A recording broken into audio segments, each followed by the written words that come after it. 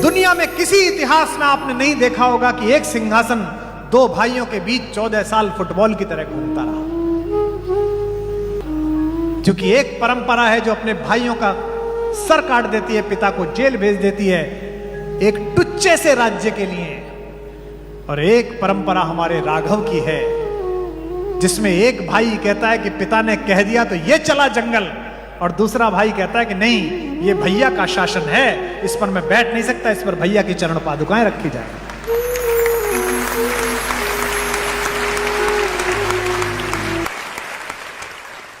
इस कहानी को यह मत सुनिए कि एक कथा है, इसका प्रतीक शास्त्र अपने बच्चों को सिखाइए। मुझे नोएडा के एक बहुत बड़े बिल्डर हैं, एक दिन उनका फोन आया मेरे पास दूसरी लहर के बाद, कुमार भाई वो जो हमारा सैनिक फार्म में फार्म हाउस है वहां अपने अपने राम कराना है 3 दिन का। 4 वर्षों से सोच रहा था, अब जाके ऐसी स्थिति आई है। तो मुझे लगा बीमार होंगे कुछ घर में परिवार में। मैंने कहा कोई हारी बीमारी? नहीं भाई साहब, एक संकट था वो टल गया, अब मैं निश्चिंत हो गया हूं, अब मैं अपने अपने राम सुनूंगा। मैंने कहा क्या? बोले वो बड़े भाई साहब से जो हमारा मुकदमा चल रहा था ना सोनीपत वाली प्रॉपर्टी का, वो मैं जीत गया हूं। भाई से मुकदमा जीतकर भरत और राम के प्रेम की कहानी सुनना चाहता।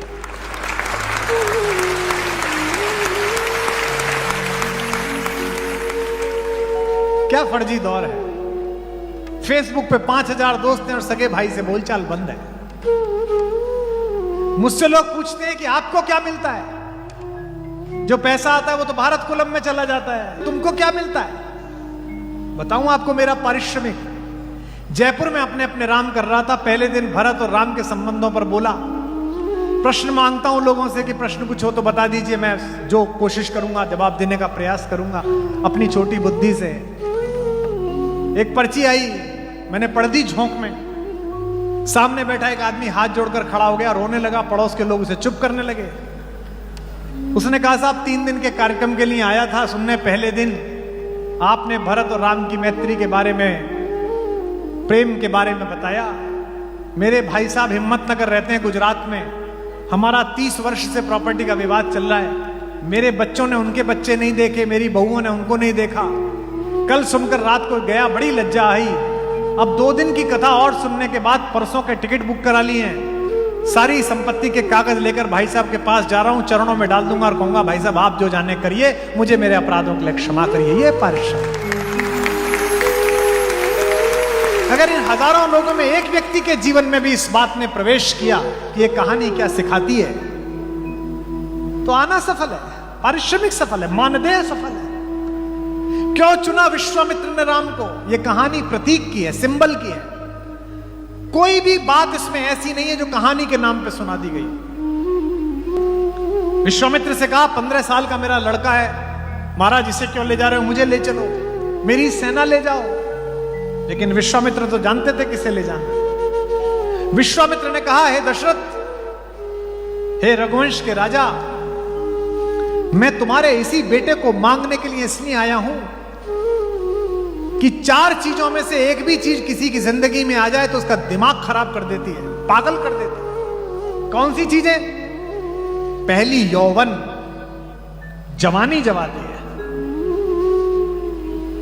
जमीन में पैर मार के पानी निकालता है आदमी, हमने भी निकाला है, आपने भी निकाला होगा। यही वो दिन है कि छत पे नंगे बदन टहलते थे, यही वो दिन है कि छाती में खांसी बैठ जाती है। जब जवानी आती है तो पागल हो जाता है आदमी। दूसरा धन, जब पैसा आ जाता है तो आदमी पागल हो जाता है। ये बच्चियां बैठी हैं हमारी बेटियां, ये बहुत ब्रांड के चक्कर में है। लंदन जाओ तो पूरी सेल्फ रेजिडेंसी ही भरी हुई है, यहां प्राडा है, यहां गुची है। लेकिन जो दुनिया का सबसे बड़ा ब्रांड बना उसने कुछ नहीं पहन रखा था, एक वलकल पहन रखा था, चप्पल तक नहीं थी। वहीं की लकड़ी तोड़कर बनाया हुआ एक धनुष था, जंगल की लकड़ी से बनाए हुए बाण थे, और जिससे लड़ा उसके पास सब कुछ था। तो दूसरी चीज होती है धन। और तीसरी चीज होती है संपत्ति, वही खानदानी रईस। इसका लोभ नहीं छूटता। हमारे एक मित्र हैं, मुझे एक साधु से मिलाने ले गए। बड़ा सम्मान है साधुओं का, जीवन दे देते हैं लोग बाग, सन्यास ले लेते हैं। मेरी तो हिम्मत अभी तक नहीं हो रही। मन बीच में उमगता है कि छोड़ के चलूं, तो कुछ ना कुछ सामने दिख जाता है, पुत्री की शादी, भारत कुलम, और फिर अचानक रात को जागता हूं कि पता नहीं किस दिन सुबह उठ के कपड़े छोड़ के दूसरे पहन लूं। लेकिन बड़े लोग हैं जो छोड़ देते हैं। तो मैं गया साधु से मिलने, वो बहुत बड़े उद्योगपति थे, अचानक साधु हो गए। 42 मिनट बैठा मैं उनके पास, बताते रहे, कुमार साहब कौन सी गाड़ी यूज करते हैं। मैंने कहा महाराज गाड़ी का क्या है, किसी में भी आ जाता। फिर भी महाराज मर्सिडीज में आया था, मेरे पास भी एस क्लास थी। कुमार साहब जब मैंने सन्यास लिया 427 करोड़ का टर्नओवर था उस साल मेरा। कुमार साहब मेरा मैनहट्टन में भी एक फ्लैट था, मेरा वहां सेंट्रल लंदन में भी एक मकान था। बाहर निकला तो वो सज्जन जो लेके गए थे बोले कितने त्यागी हैं हमारे महाराज जी, सब कुछ छोड़ दिया। मैंने कहा कहां छोड़ दिया? 19 बार जिक्र कराया कि जो छोड़ के आया, तो पढ़ा कहां से? अभी तो पढ़ा ही हुआ है।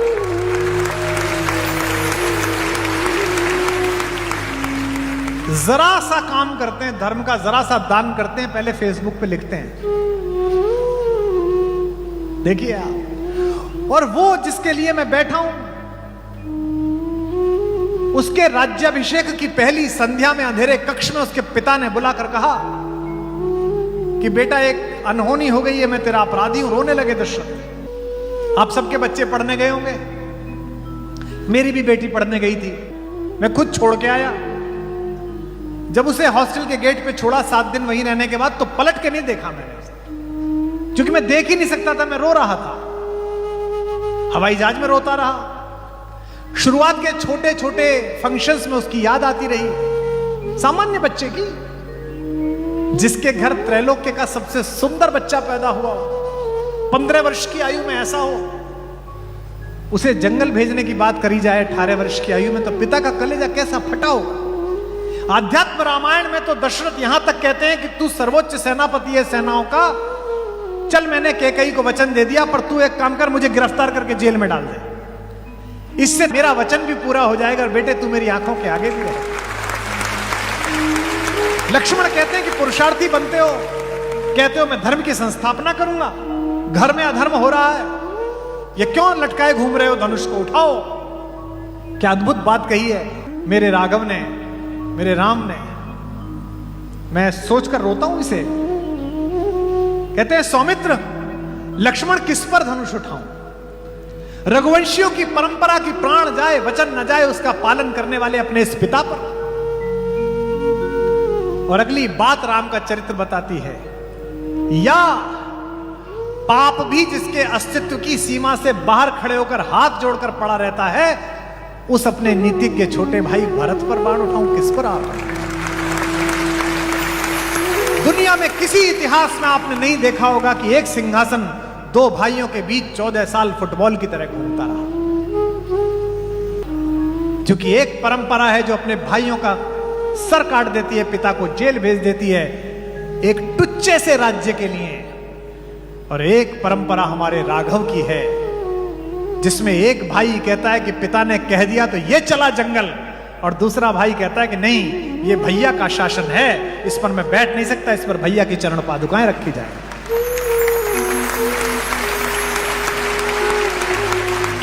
ये बच्चों को सिखाइए, ये बहुओं को सिखाइए कि कैसे श्रुतकीर्ति, मांडवी, उर्मिला और माता सीता एक साथ रहती है। जरा सा काम छूट जाए,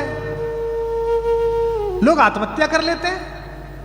आईआईटी में बच्चे की रैंकिंग नीचे आई, बच्चे ने आत्महत्या कर ली, नौकरी नहीं लगी, डिप्रेशन में आ गया। क्यों? बाकी सब सुना था बेटा, राम कहानी नहीं सुनी थी।